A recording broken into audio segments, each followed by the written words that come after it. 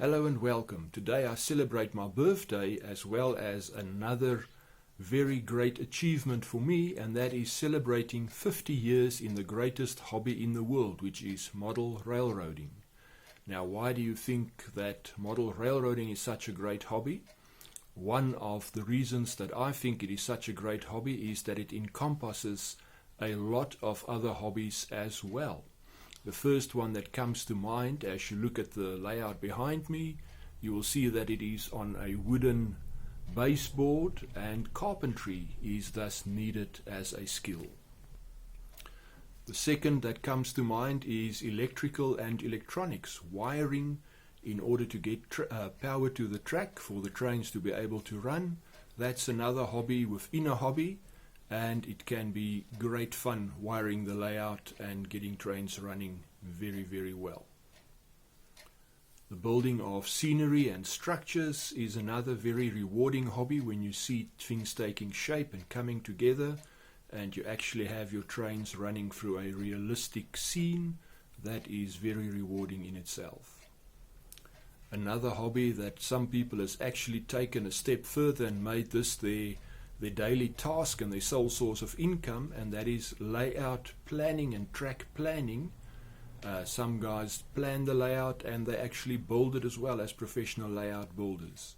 There are many special interest groups for different types of layouts, operations interest group and shelf layouts, etc., etc. But this is another sub-hobby within the model railway hobby.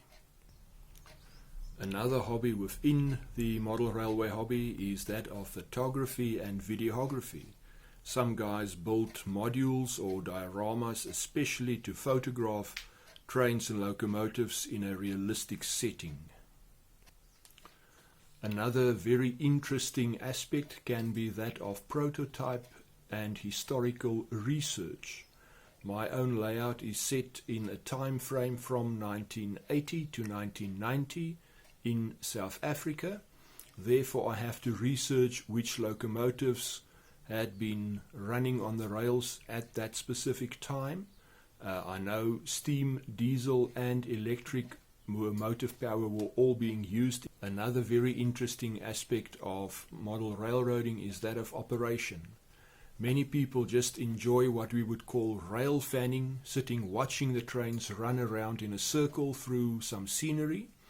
Other people, like myself, see that there is a purpose for the real railroads existing, and that is to move freight from one destination to the next in order to make a profit and to keep the wheels of the economy turning. Thus, on my own layout, I have got industries that produce certain commodities and other industries that use those commodities, and of course it is shipped by rail. Then, in order to have it move in an orderly fashion, we have to set up specific trains, timetables, etc. In order to help with a lot of the aspects of model railroading, we also make use of computers. At the moment I'm using JMRI, which is a computer-based software package or program for programming my locomotives when I install a DCC chip in them. Also for track planning, computers are very handy, and some people even have set up a computer model railroad interface where the layout can run completely automatically controlled by computer. So if you have an interest in computers, you can marry the interest with model trains and computers and have great fun combining the two. Another aspect is publications.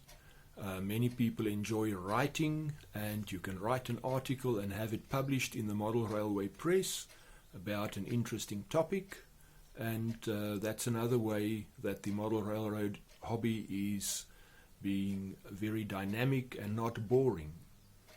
And yet another aspect is that of model railroad clubs and conventions, exhibits, meetings, whatever. I have made many very good friends by attending model railway conventions in South Africa. and I have on Facebook made some international friends, and the common thread between all of these is model railroading. Back to my personal journey into model railroading.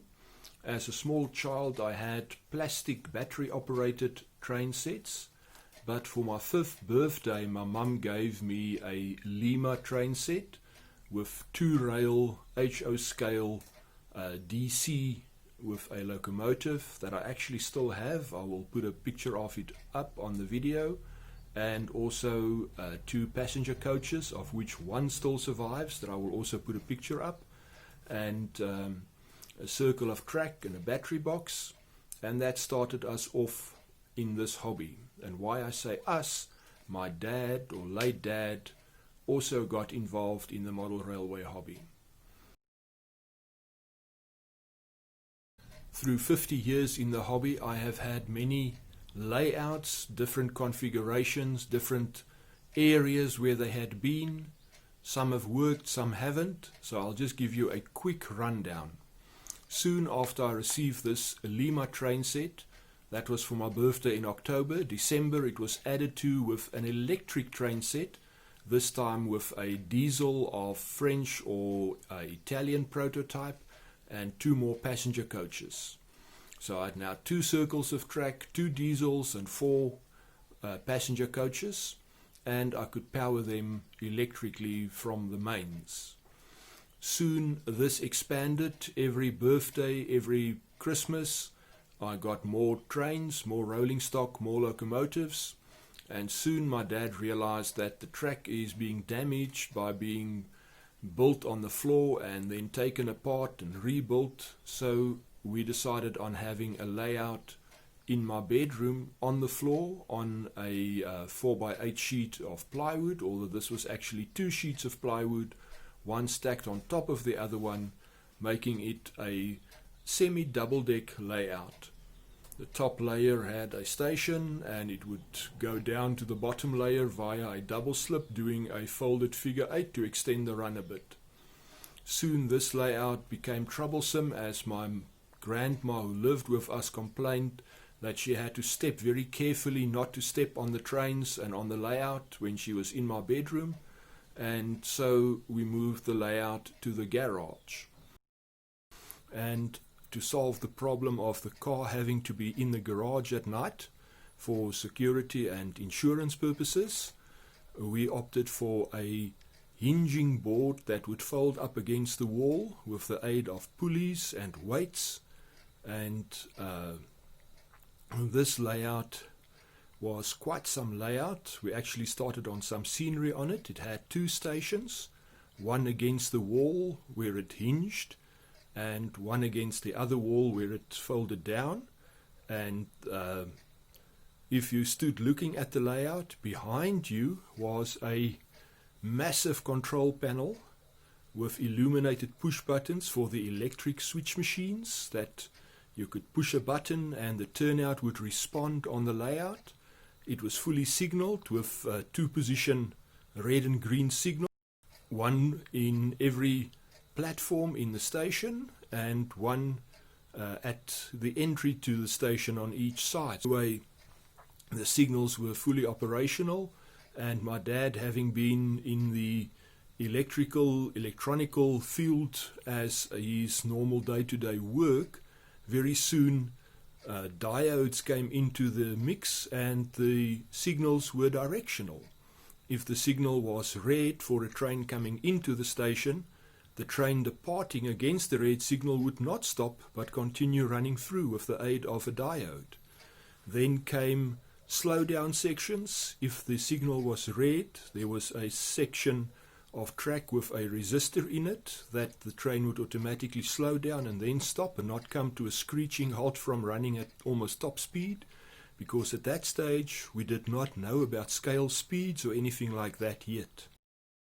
This layout lasted for probably about 2 years, and then we realized, but it's taking a lot of time to pack away and to unpack whenever we want to run trains.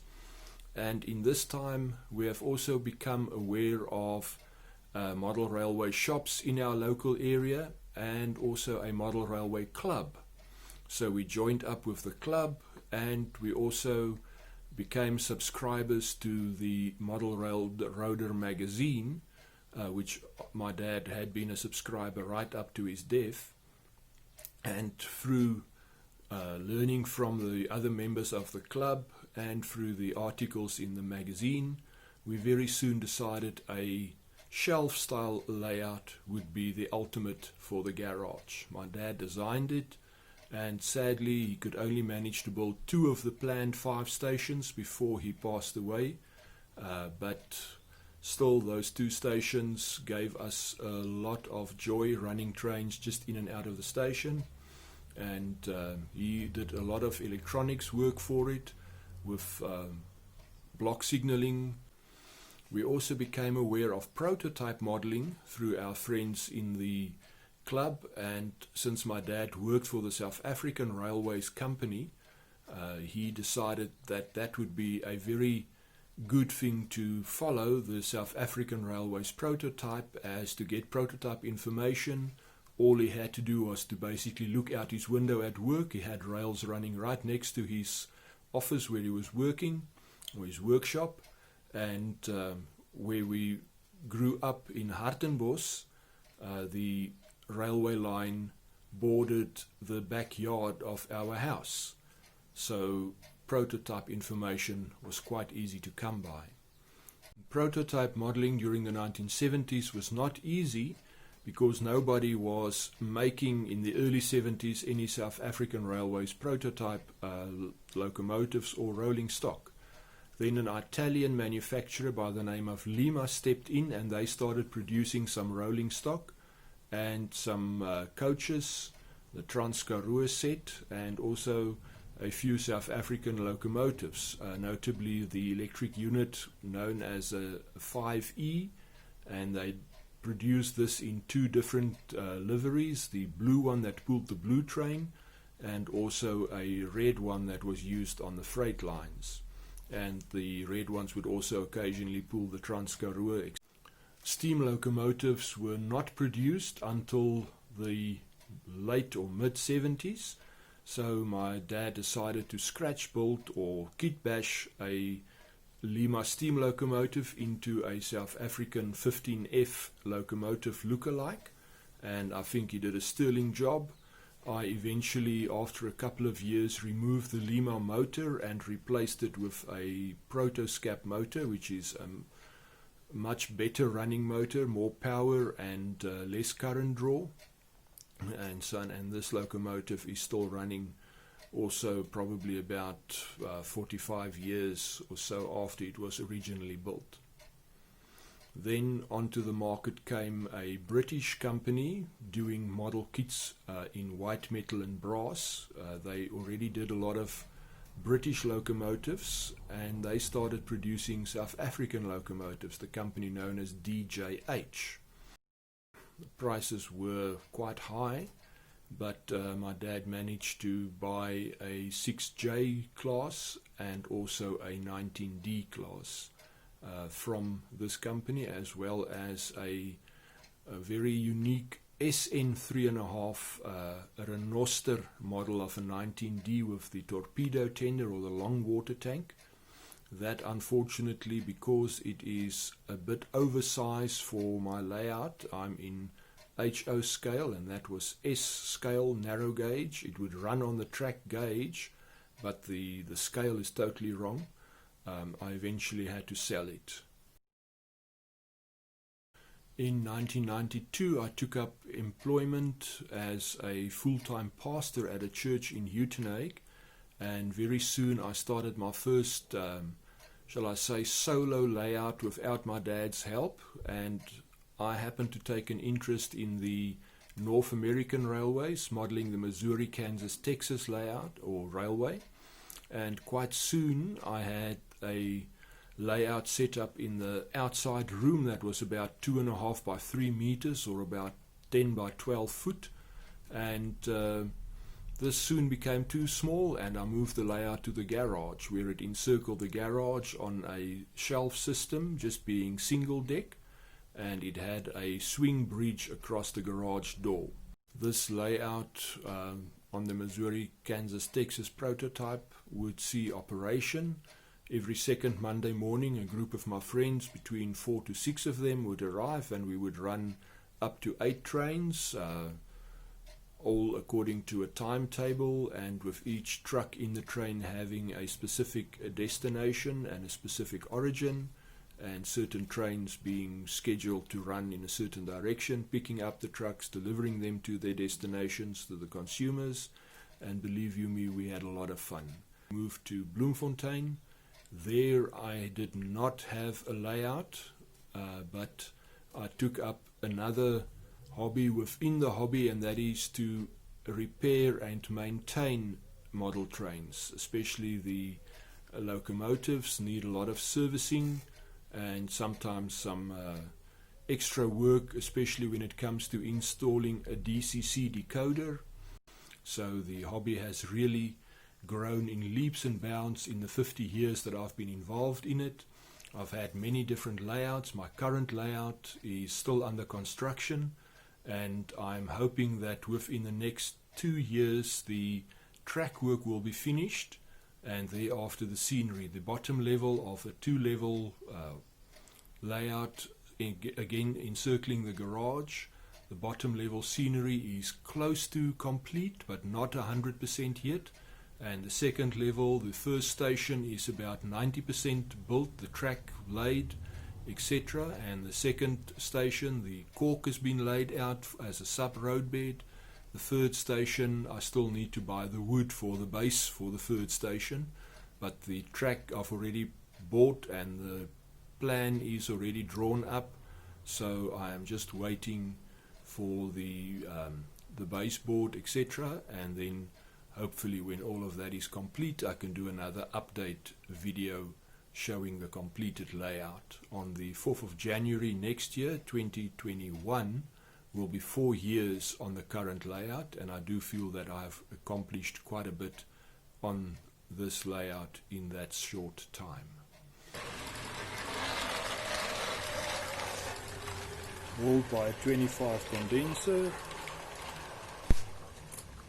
Stopping at the station for passengers to get on and off.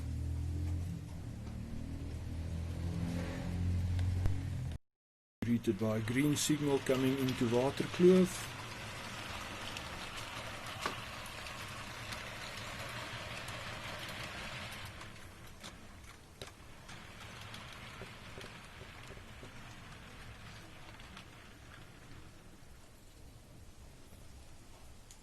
The signal has changed to green for the Transwaranja. Let's depart from Waterkloof en route to Vlakteplaas.